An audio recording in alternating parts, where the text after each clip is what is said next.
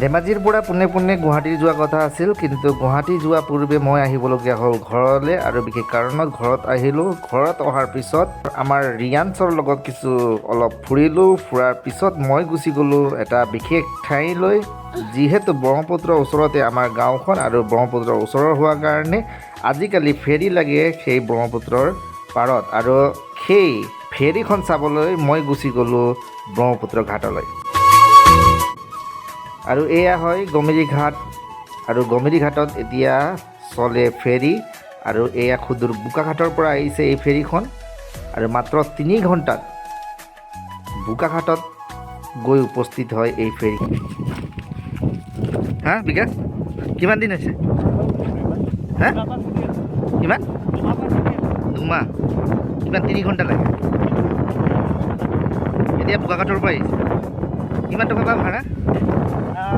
120 টকা ন ভাড়া? 150 টকা। বাইকৰ 100। লাইফ জেকেট চাইফ জেকেট চব আছে ন? সুবিধা ভালে না? ধুনীয়া। দিয়ে ন সুবিধা বহুত। এতিয়া কিন্তু ব্ৰহ্মপুত্ৰ নদী শুকাই গৈছে ন?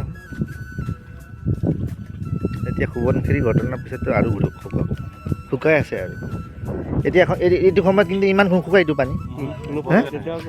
সদ্যহতে নুশুকাই কিন্তু শুকাই গ'ল ন? নিউজে চিউজে এইকেইদিন আপোনালোকে শুনিছে চাগে, সোৱণশিৰি নৈ শুকাই গৈছে, আৰু NHPCৰ পাৰ্শ্বক্ৰিয়া দেখিবলৈ পোৱা গৈছে সোৱণশিৰিৰ লগতে বিভিন্ন ঠাইত। তাৰ একে অনুৰূপ ঘটনা এতিয়া দেখিবলৈ পোৱা গৈছে ব্ৰহ্মপুত্ৰত।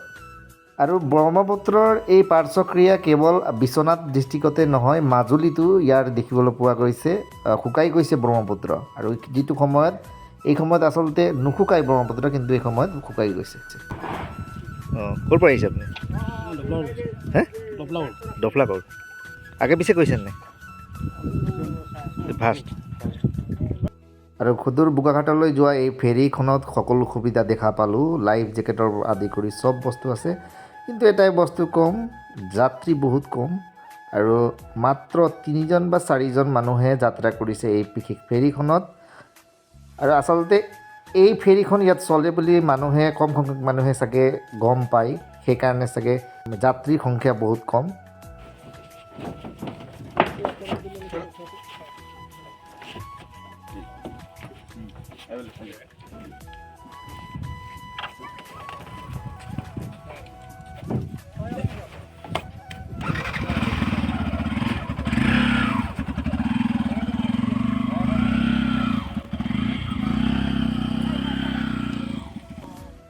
ধনচিৰি ঘাটত যায় নে বোকাখাট যায়?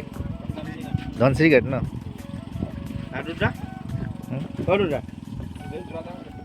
আৰু প্ৰায় 500 টকাৰো অধিক ভাড়া, মাত্ৰ 300 টকাত জাৰ্ণি কৰে এই বিশেষ ফেৰীখনৰ দ্বাৰা। আৰু এনেদৰে বাইকৰ সৈতে যাব পাৰে যাত্ৰী, আৰু লাইফ জেকেটৰ লগতে সকলো সুবিধা ইয়াত অন্তৰ্ভুক্ত কৰা হৈছে। আৰু এনেদৰে গৈছে লোকসকল বোকাখাটলৈ, বা কাজিৰঙা বা যোৰহাট, আপাৰ আছাম যিকেইটা ঠাই আছে সেই ঠাই ফুৰিবলৈ গৈছে এই ফেৰীৰ যোগেদি, মাত্ৰ 300 টকাত। আৰু বাইকৰ কাৰণে 100 টকা দিব লাগে। আৰু এই গমেৰী ঘাটত মাত্ৰ আধা ঘণ্টাৰ কাৰণেহে ৰখায়, আৰু আধা ঘণ্টাৰ পিছত এই ফেৰীখন ৰাওনা হ'ব বোকাখাটৰ ধনচিৰি ঘাটলৈ।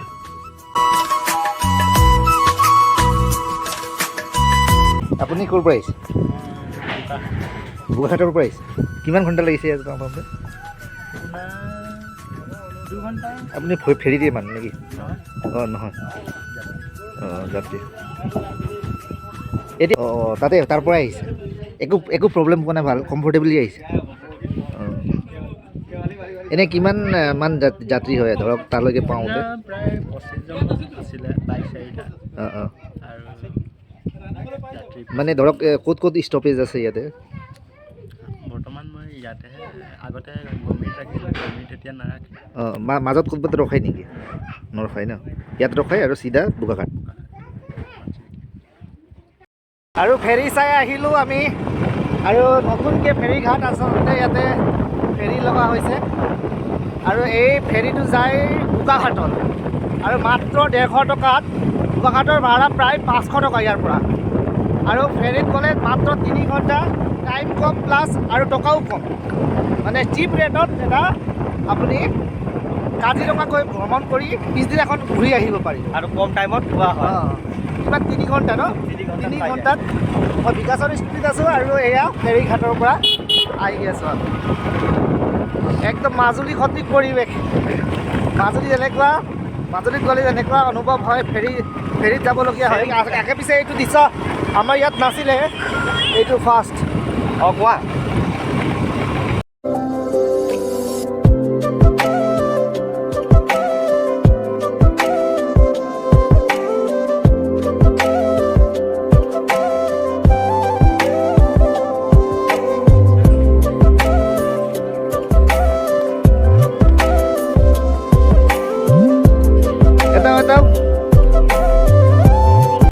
এয়া আমাৰ সংগীতা, চংগু পাণ্ডে। ইমান ডাঙৰ হ'ল চংগু পাণ্ডে। ক'ত গৈছিলা? ছট পূজাৰ প্ৰসাদ দিব আহিছোঁ। কি ল'লা? অৰপাত আৰু নাজানো কিবা কিবি লৈছে মায়ে। মায়ে কি ব্ৰত লৈছে নেকি? নাই, এনেই প্ৰসাদ দিব। আৰু ই হয় মোৰ ভণ্টি, খুৰাৰ ছোৱালী সংগীতা। আৰু সংগীতাক মই নাৰ্চাৰীৰ পৰাই পাইছোঁ, আৰু ক্লাছ 7ত মই তাইক এৰি গুৱাহাটীলৈ গৈছিলোঁ। তেতিয়া তাৰ আগলৈকে ক্লাছ 7লৈকে ইয়াক পঢ়াইছোঁ। এতিয়া কোনটো ক্লাছ পালা? 11। ক্লাছ 11। এয়া পেডেল নোপোৱা, চাইকেলৰ পেডেল নোপোৱা ছোৱালী এতিয়া ইমান ডাঙৰ হ'ল, মোৰ সমান হ'বলৈ হ'ল।